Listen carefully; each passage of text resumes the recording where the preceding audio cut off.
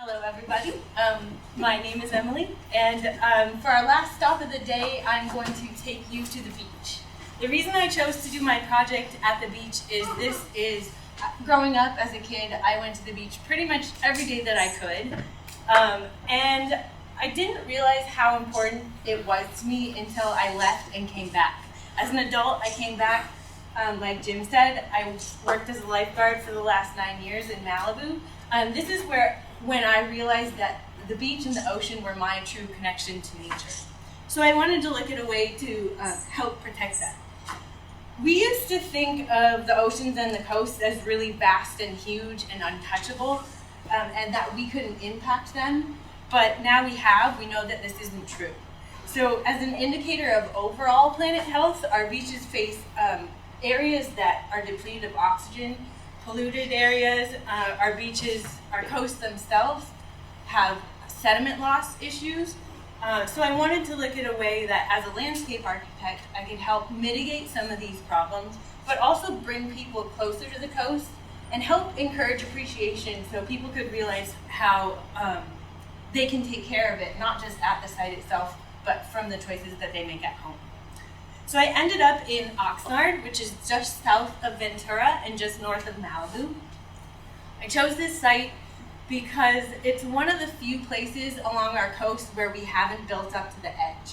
So there's opportunity to restore some of the natural areas that are there and also create some of those people places without building houses right along the coast. In my analysis, I found that there was an issue of access. There's a 3-mile stretch that runs, it's in Harbor Boulevard that runs parallel to the coast, that there's no parking along that harbor here. There's industry, so there's a power plant, a water treatment facility, and oil drilling, and also protected dunes that need to be protected, but right now people can't get into those spaces. On the inland side of the highway, there's agriculture, and the runoff from the agriculture carries into the ocean fertilizers and nutrients that create those deoxygenated zones. So I wanted to look at a way to mitigate some of that.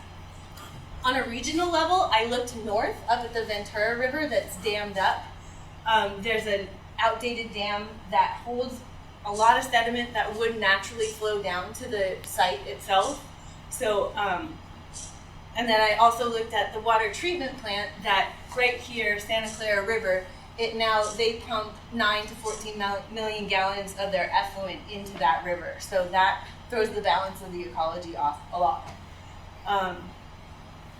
Here, I looked at the road and the infrastructure that I mentioned before, and because that runs through the site, the habitat there is really patchy and disconnected.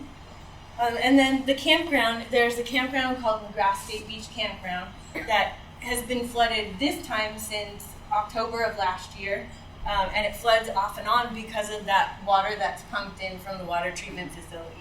So this blocks another access point in the 3-mile stretch, and it also, the community really takes a hit because otherwise thousands of people would visit that campground. When it's open, they do, but when it's shut, it really impacts the entire area.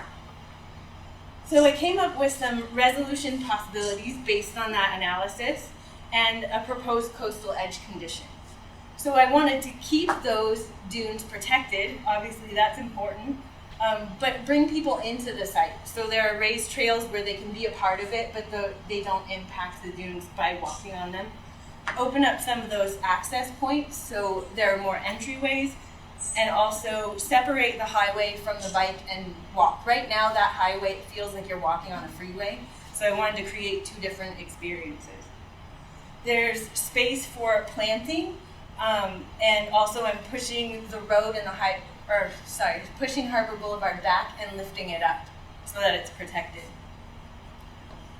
The way that we've looked at our coast in the past is we've come up to it with these hard, structured, engineered edges, and that's doing a couple of things. It's trying to control the ocean, which that's not sustainable. We can't do that. And it's also creating a divide between people and the ocean, so creating a separation. So some of my goals, after looking at all of this analysis, is to create a resilient coastline And in this instance, resilience means it can take some of the impact of the ocean waves and accelerating sea level rise and bounce back. I wanted to create more access points so people can be in the space and to address some of those water quality issues. So I have a couple of regional proposals that are not necessarily my design, but they're going to impact and positively benefit the site. I'm saying that we should take out the Matilaha Dam. They're looking at doing that right now. They don't know exactly how they're going to do it. Obviously, it's going to be kind of complicated. By taking out this outdated dam, it's going to allow the sediment that would naturally flow to the site and help with that resilience, making the beaches wider.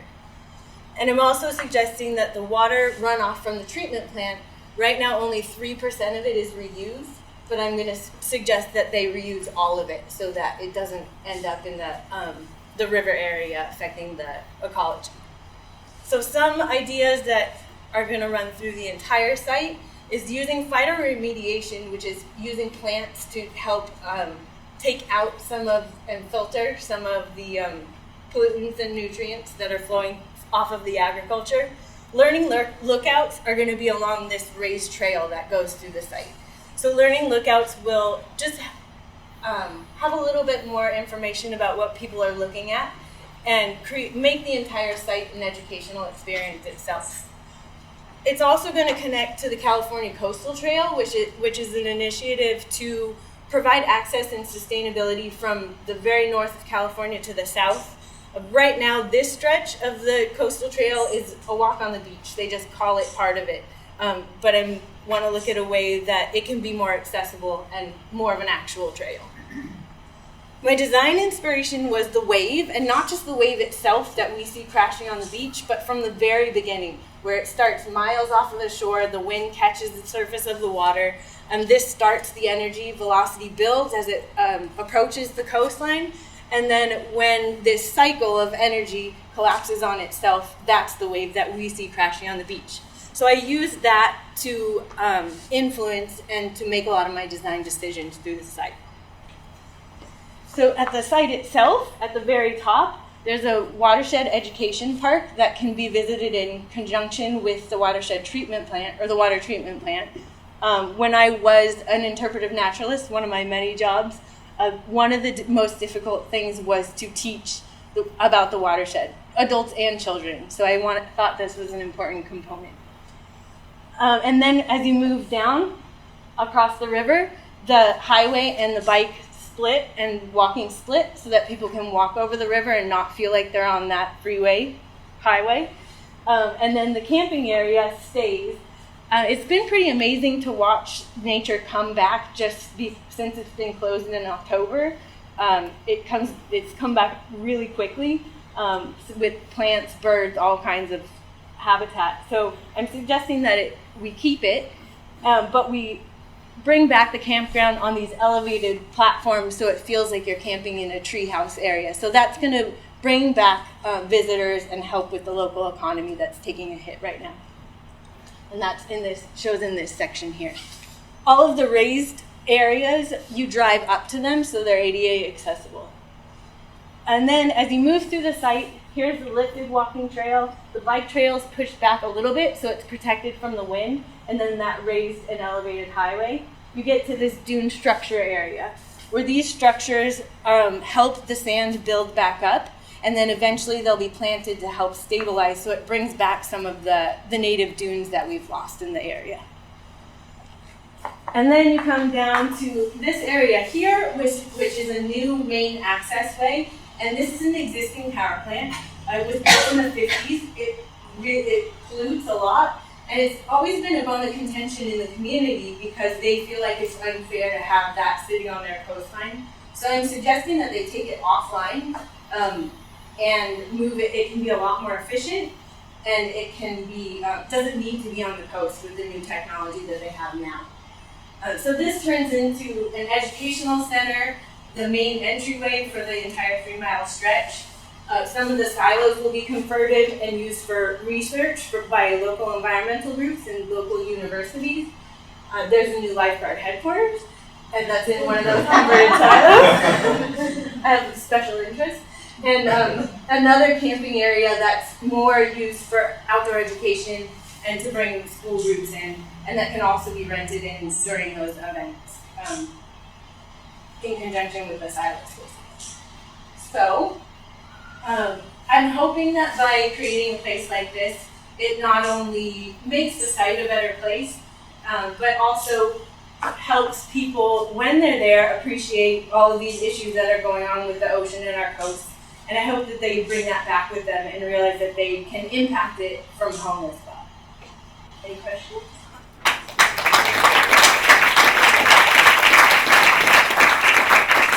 Any questions?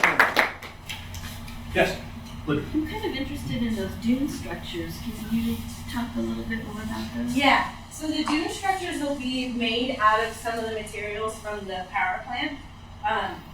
And they'll help, they're going to be faced so that the wind it's like the wind comes this way and the structure comes that way, so it'll help blow sand up on top of them. And then it would take us to help them establish, but they'll need to be planted at some point with native plants. Stephanie. Are they like gabions? I mean, when you say it's made from... No, they're actually like open structures that can be used and temporarily, but like 100 years temporarily, or however long it would take for the dunes to build up naturally. But they're actually spaces that there's going to be board rentals. One of them is used for state parks, so it's a visitor center. So, help me here. I thought they were starter dunes, but they're not. So are they? Starter, yeah. They're starter dunes. Yeah. Okay, so we're assuming that they will allow the wind structure and the pileup of sand and then the slope, because dunes move. Right. So these would not be moving dunes. Right. But the dunes can move around them. Then how could you have things in there? That's my question. Is there a show with habitable space? Yeah. On the leeward side. But see, the dunes are made by the sand coming over and spilling over the side. Well, they would come up the top like this. So they wouldn't be a full, like that. So you wouldn't have enough of a slope that they would not establish. Exactly, yeah. And then at some point, maybe years down the line, they would eventually be shut down and not used for human use anymore. Any other questions? Patrick. I want to commend you on a very important topic, and also on a very excellent presentation.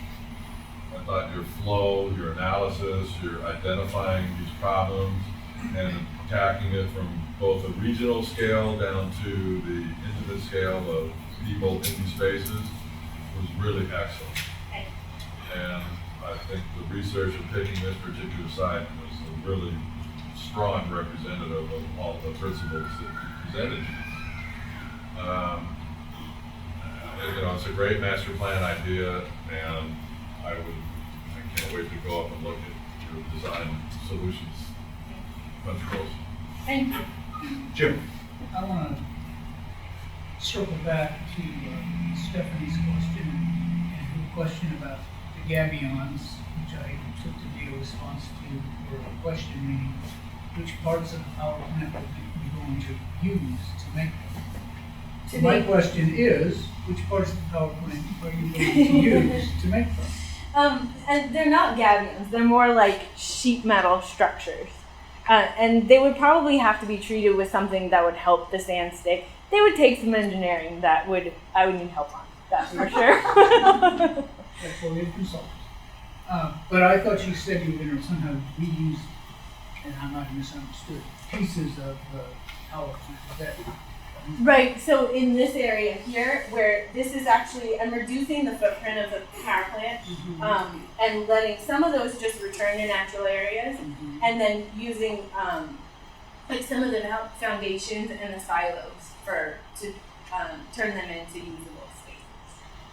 But not pieces of whatever you tear down to make the dunes, which is what I Yes, heard. pieces of it to make the dunes, and so for that I was thinking like there's a lot of structures there that are metal siding, so reusing some of that stuff.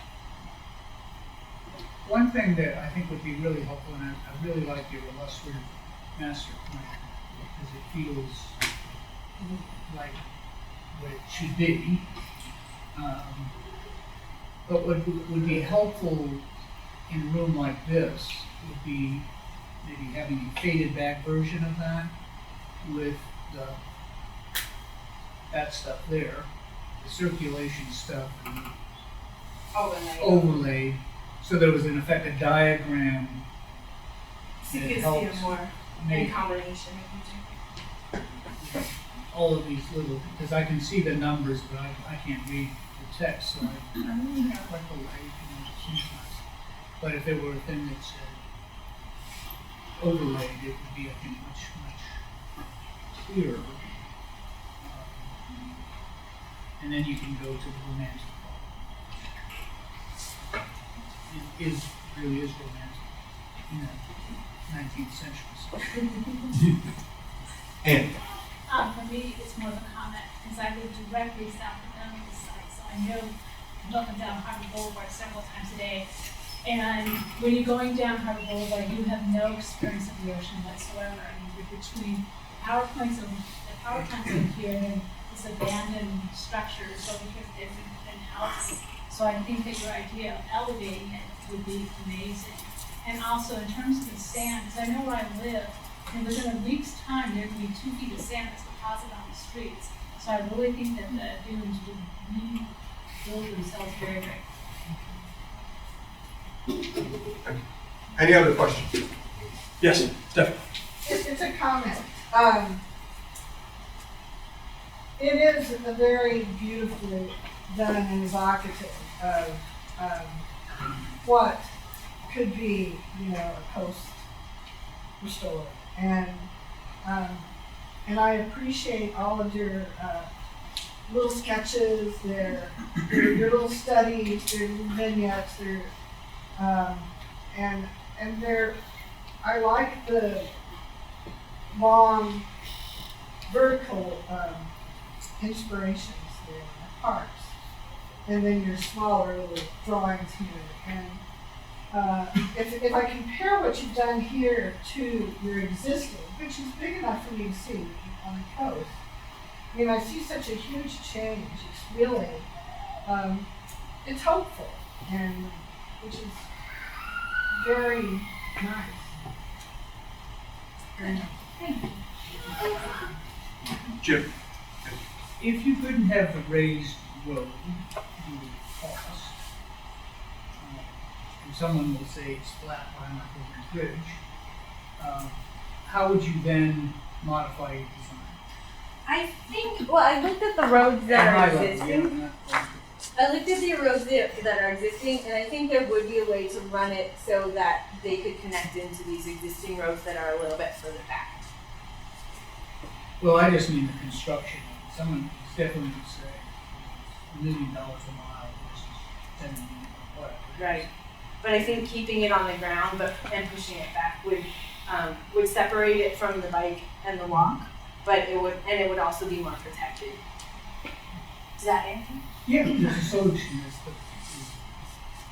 But it would be a very strong argument would be to look at how much it costs to create more parking spaces on the 405 with this redesign as to creating, because we justify creating more spaces for cars than we do for restoring natural processes. And you need to say, we've embraced a different mentality that Caltrans has to go with us. And if we can spend,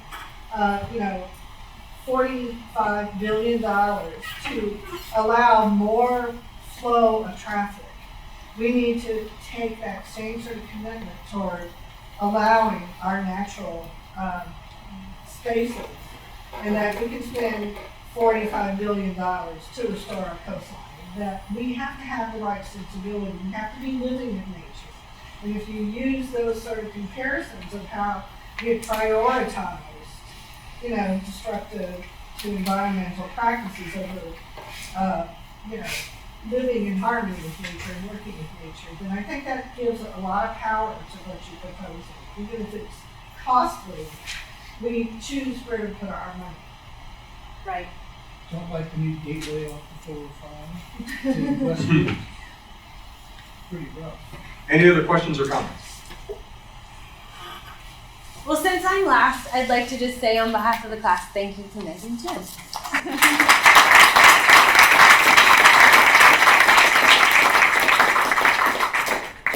And, yes. I have one more